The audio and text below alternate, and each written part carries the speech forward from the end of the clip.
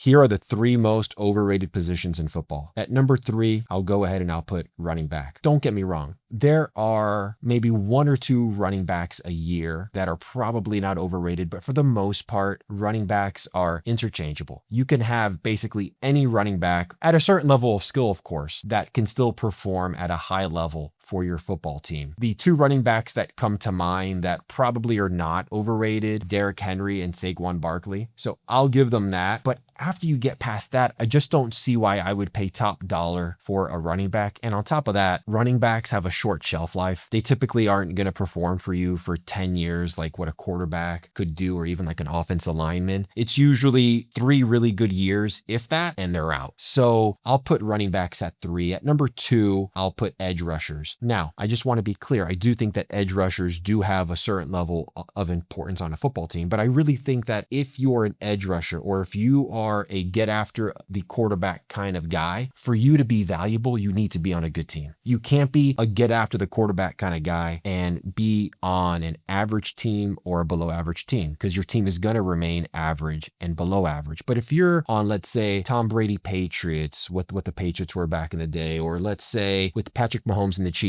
you can flourish. But I don't see how an edge rusher is going to really elevate an average team to a Super Bowl team. At number 1, I'll go ahead and put wide receivers. Wide receivers can have value, but for as fancy and as popular as they are to the public, typically wide receivers have the most Instagram followers, right? They have the most fans. They're wide receivers outside of quarterbacks are usually the most popular guys on the team. And for as popular as they are, I don't think they bring as much value as you may think on a football field. And actually, I think certain guys that aren't as popular at the wide receiver position can still bring same and or similar value to a football team. So for that reason, I'll go ahead and put wide receiver at the number 1 most overrated position. If your kid is good at football, push him towards quarterback, corner, or safety, the positions that get paid and have careers. Football is a business, and teams really need to stick to where you can get value and for what dollar. And I just don't know if I would overpay at those 3 positions, at wide receiver, edge rusher, and at running back. I just don't know if I would overpay in those positions, something outside the norm. I just probably would not overpay for those positions. Football is a business. Comment your thoughts below.